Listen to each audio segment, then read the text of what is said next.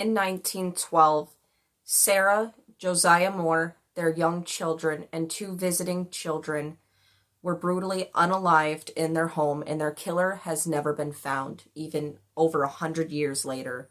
This episode of Haunted Histories is going to consist of a lot of different graphic details, so I will be putting the trigger warning right here, right up front. If you cannot handle anything doing with possible SA or gory graphic details, please get out of the video now. Hit the like and subscribe if you haven't already. And with all of that out of the way, let's talk about the Vallisca Axe Murder House.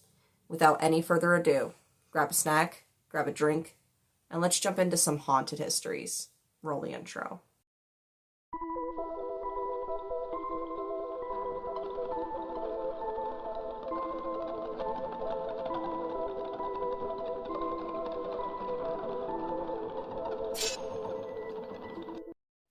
Welcome back. Now, if you are unfamiliar with how I do this series, first I tell the story of the house, then I jump into, if this is a true crime case, I will jump into the suspects, then I will talk about the hot spots or the most haunted spots of the home, and tell you a little bit more about the ghosts and what current day investigators and people feel in this home or this particular location. And also, I'm sorry if I slur my words, I have speech issues. Sometimes my mouth doesn't go faster than my head, and it comes out a jumbled mess. That's happened in quite a few videos, so I'm sorry about that. I kind of can't help it sometimes, so. I do normally correct myself, I'm just putting that up front for y'all. Because last episode, someone corrected me, and I felt bad, and they felt bad when I told them I had speech issues. So anyway, just putting that up front. Now we're going to talk about the history of the Vallisca Axe Murder House. The year was 1912. Parents, Josiah and Sarah Moore, had just gotten their kids back from a Children's Day activity at the church, and they had went late, and there were some neighbor girls that didn't want to walk home in the dark as it was getting late, and Sarah, having been the one that coordinated the entire Children's Day program event, told the kids that they could stay over because they lived a little bit out of town and she didn't want them walking out. She invited the 2 Stillenger girls to come along with them and stay the night. 8 people in total went into the Moore's home, and they went to sleep. And they never woke up. Most people believe that the murderer hid in the attic due to 2 cigarette butts being found inside of the attic.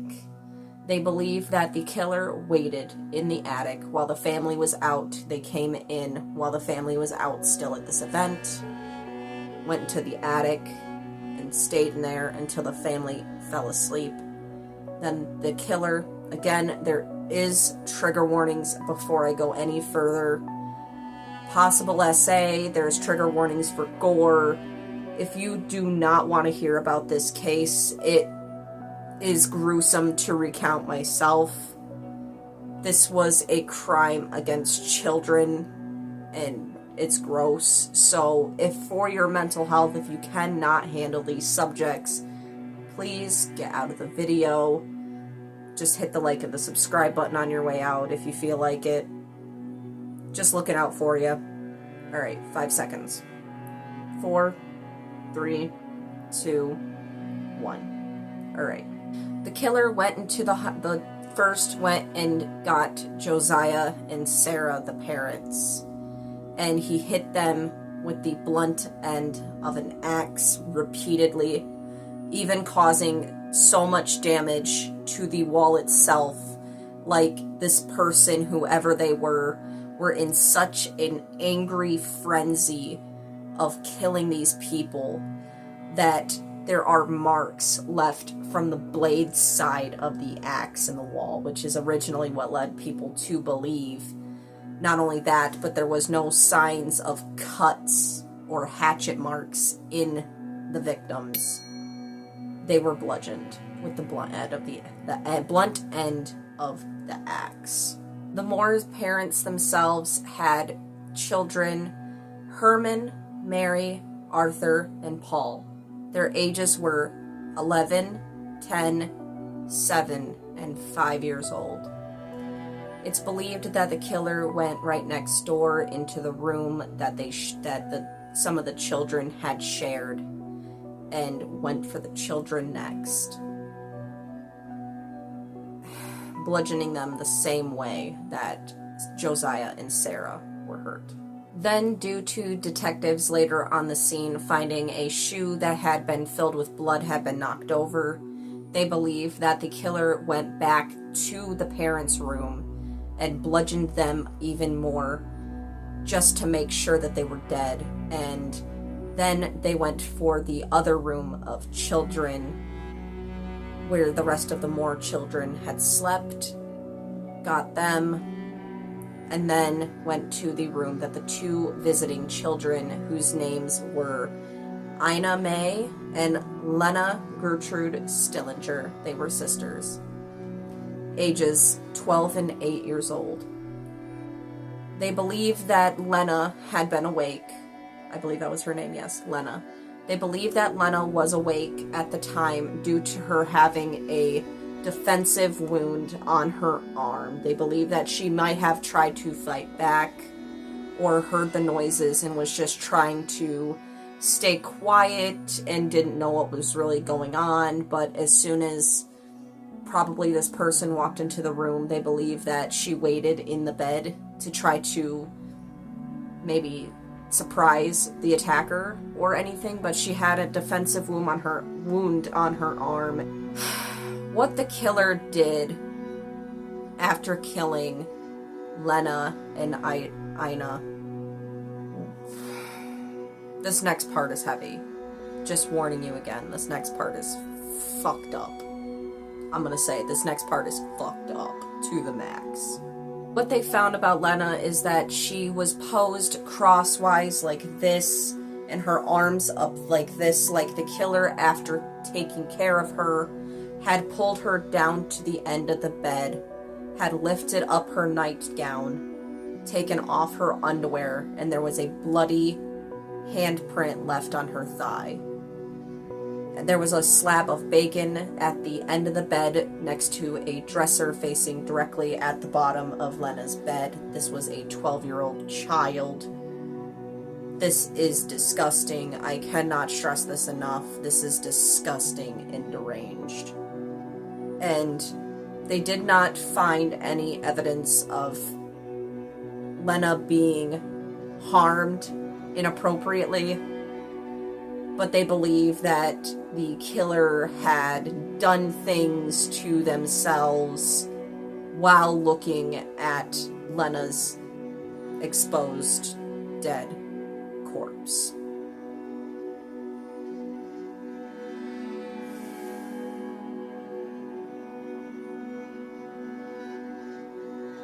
That is so deranged. That is just so fucking deranged. Another detail that they found interesting is that the weapon, the axe that they found, had been Josiah's, and that the murderer had found the weapon on the property, had taken it up with them to the attic, and that is what was left behind was the axe that Josiah had owned. That had also been the axe that killed him and his entire family. Another weird detail is that all the mirrors and the curtains were either covered and closed.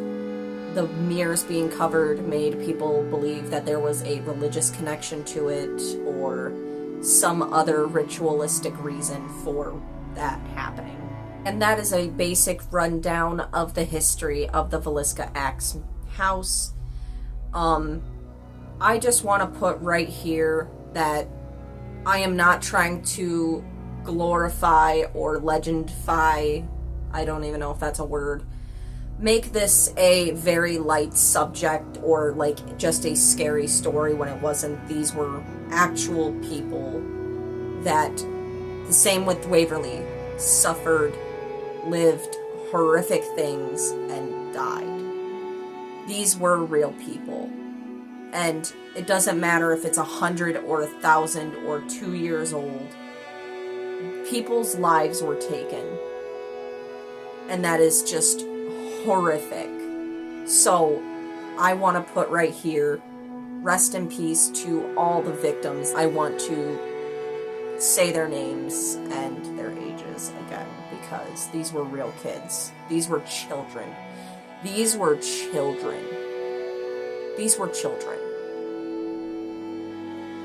And that to me makes it even more fucked up.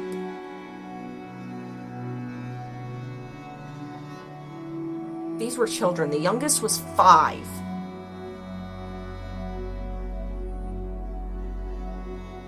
Just saying. So, Sarah, Josiah, Mary, Herman, Arthur, and Paul Moore, rest in peace, along with Idna and Lina Stillenger. Rest in peace to the victims. Now we're going to talk about the suspects of who could have committed this atrocious, disgusting crime. We're going to start off, there is a lot of different suspects, but there are 2 suspects specifically that most people have in mind. Is the first one being Reverend George Kelly. Reverend Kelly had a troubled childhood according to some. They said that he even had some kind of mental breakdown in his youth. He became a traveling minister that had actually been at the same children's event that day as the Moore and Stillingers. And he was known to be a creepy guy. A lot of people called him eccentric. And he had also been accused previously of being what's known as a peeping Tom, which, if you don't know what a peeping Tom is somebody that sneaks into girls' rooms or sneaks into the windows with a binocular and looks inside of windows trying to catch people in the nude. That's what a peeping Tom is. On the night of the murders, he left around 5 to 5:30 p.m. on the 10th, which the family was killed on the 9th. So in the very early hours of the 10th, the morning after these murders, Reverend Kelly left town on the train. People did arrest him. They did arrest him after the peeping Tom charges or accusations had happened. They wanted to look into this guy, and Reverend Kelly was arrested for the murders but was later acquitted. They didn't have enough evidence against him. They also contributed his mental illness, and then as soon as he was kind of aware of what happened, he became obsessed with what happened and started saying that he had actually done it. And at that time, they did not believe him. They believed that his obsession now with this case made him say that he was the one that did it, and they basically rejected his confession. So that was why he was acquitted. The next suspect is Frank F. Jones. Frank F. Jones was an Iowa senator who was pretty familiar with Josiah Moore, the father of the family, as Josiah had worked at his, what kind of store? Implement store. I don't know what that is. I don't know what an implement store is. Maybe I should have Googled it. But Moore had worked at his implement store, at Jones's implement store, before running for office back in the day. And Josiah ended up opening up his own store and got a very successful deal with John Deere, which Jones, according to this theory, this is just the theory of what caused Frank to do this. He was the head honcho in town, and Josiah started stealing business from him. Also, there was a rumor going around that Josiah had been cheating on his wife Sarah with Jones's sister-in-law, and there is no evidence for that. That's just another rumor that people have been throwing around. He was arrested, interrogated, but they let him go.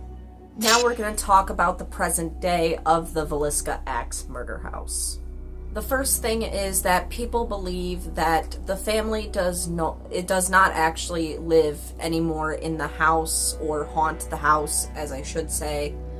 They don't believe that the family is actually the ones haunting the home, but the home Being a house like Rose Red or the Winchester Mystery House, that the energy and the anguish and the tragedy of what happened in 1912 has caused the energy of the house to create its own haunting.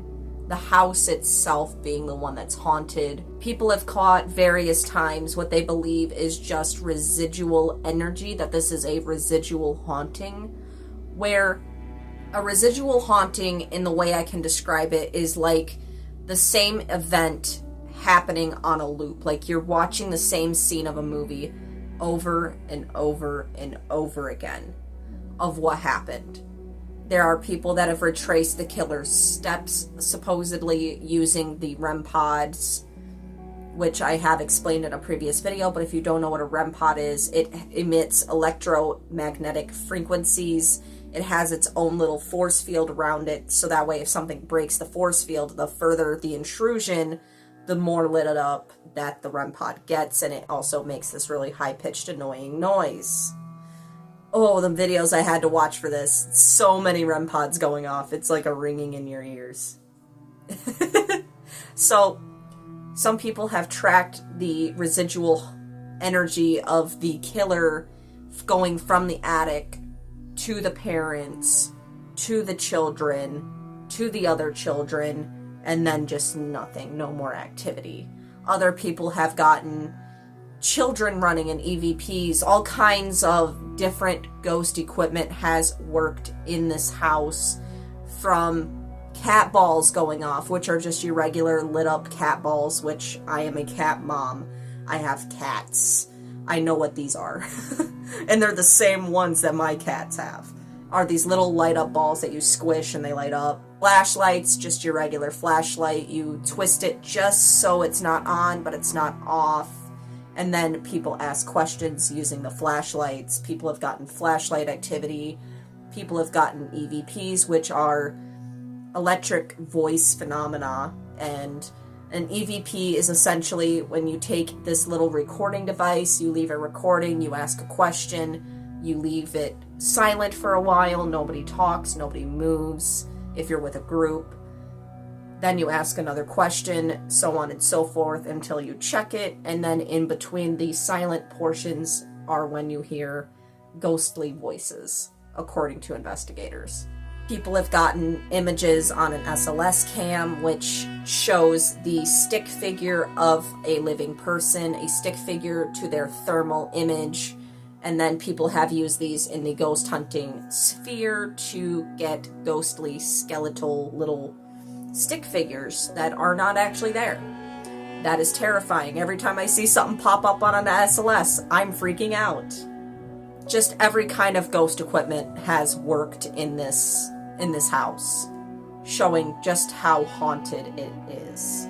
So many believe that it is a residual haunting. Others believe that it is the family still in the house along with their murderer now on the other side, with the murderer being the negative entity that many people are said to feel mostly in the attic, which is another reason why people believe that that is where the killer hid, and that the energy of what this person was about to do permeated in the space to the point that after this person died, it drew them back.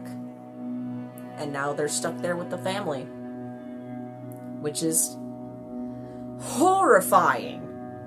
Now we're going to talk about the hot spots at Vallisca, which, the name Vallisca in the local Native American language there means evil spirit. Yeah, just thought I'd include that random bit right here as we're transitioning. The first hotspot is, of course, the attic, where they believe that the murderer had hid and had smoked cigarettes. Some people have actually smelled the smell of cigarettes in the attic, as well as just before the doorway to the attic. They have felt uneasy, nervous, scared. People have been touched. People have felt their clothes tugged in the house. But they believe that the most negative energy is in the attic. The second one, of course, is the bedrooms where the victims unfortunately were found and took their final rest. They believe that they've heard little girl laughs, they've heard all kinds of things on EVPs, they've heard all kinds of bangs and taps and disembodied voices, and most people in the children's room have felt their shirts being tucked like a tiny child is grabbing their shirt. This one was really heavy to research once I started finding out the history. Just the thought of someone doing this to not only just some random family and then getting on a train, like most people believe, but the fact that it was children, just sick to my stomach. I'm sorry. Even though the house isn't really big, like it shows on Google or anything, it looks really big and imposing, but it's actually just 3 small bedrooms, a little kitchen, a pantry, and the bedrooms. The kitchen and the pantry don't seem to have that much activity in them, mostly the bedrooms and the attic. And that is what people believe are in the Vallisca axe murder house. This was a really tough one to research. This one really got me. This one just, like, the fact that it was children. I keep saying that just the fact that it was children, but as somebody who has, you know, grew up with kids those ages and taking care of kids those ages, I understand the pain. I understand how tragic. I understand that's just cruel. Just why the children? Like, if you had beef with Josiah and Sarah, why murder the children? What did the children do? And I believe that just shows how fucked up this crime was.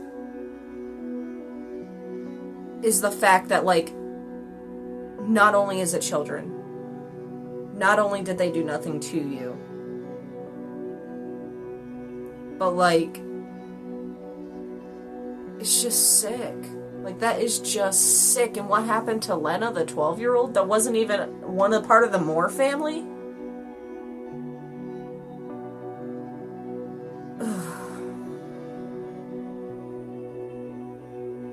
Only a crazy person could do this. And if you want my personal thoughts about this and who I believe did it, I kind of believe it was the Reverend.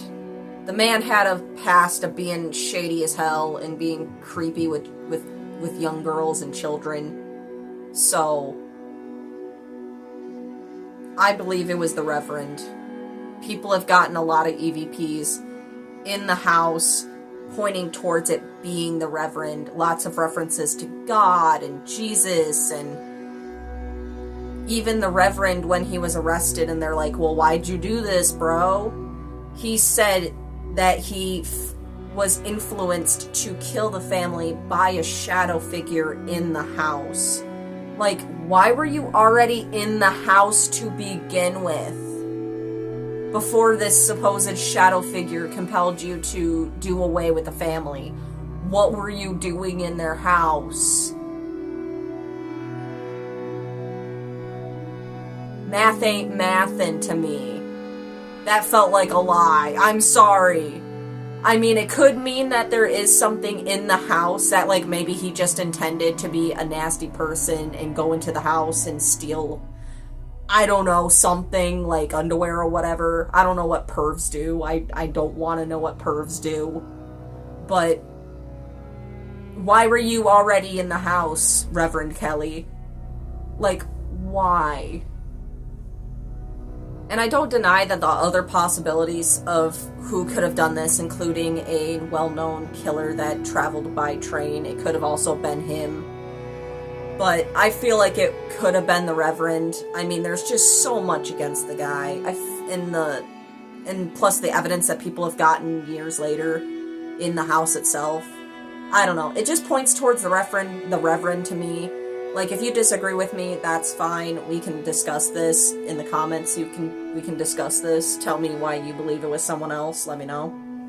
And if you've gotten this far, tell me what is your favorite piece of ghost hunting equipment. I know I have personal favorites when I'm watching paranormal shows. I like the Estes method a lot. I really love the Estes method.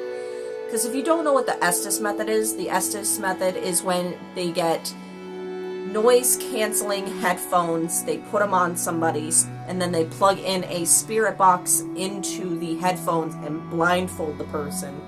So the person cannot hear, they cannot see what you're saying, they are simply getting the words from the spirit box, and they're only allowed to say words that they hear from the spirit box. And people are asking questions, and if it lines up, it's supposed to be like one of the most reliable forms of communication that can't be debunked. And I really do like the Estes method. It seems solid to me. I've seen some crazy, and like people act like things make sense when people do the Estes method, and I find that freaky as hell.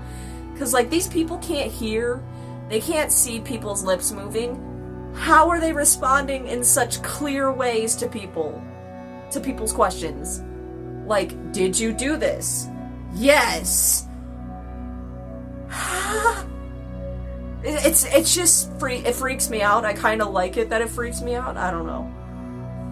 That's just me. I like the Estes. I like the REM pods. Sometimes you don't really hear the things on EVPs. Some people will say, oh, it sounds like they're saying banana. And then the other person's like, it sounds like they're saying airplane. I don't really care for EVPs, but like, I do like them when they're good EVPs. So I don't know. What's your favorite form of ghost hunting equipment? What is your favorite thing? Let me know. And that's what I got for you guys. If you feel like it, please hit the like and the subscribe button. It helps my channel out quite a bit. These videos, in particular, the Haunted History series, takes a lot. It takes days of research, planning. It takes, in this case, a lot of energy and mental health to research a case like this and to present it to you. So if you could just help me out, give me a like, hit the subscribes, I'd feel great. I don't just talk about this stuff, I also talk about books, movies, TV shows, anime, anything that I find interesting, it goes on the channel. That's why the name's The Random Show. It's random for a reason. So, that's what I got. I love you all so, so much. Seriously, I do. And thank you for being here. And I am thankful for everyone that is subscribed. So, yeah. I love you all so much. Seriously. And I hope you have the best day. Bye.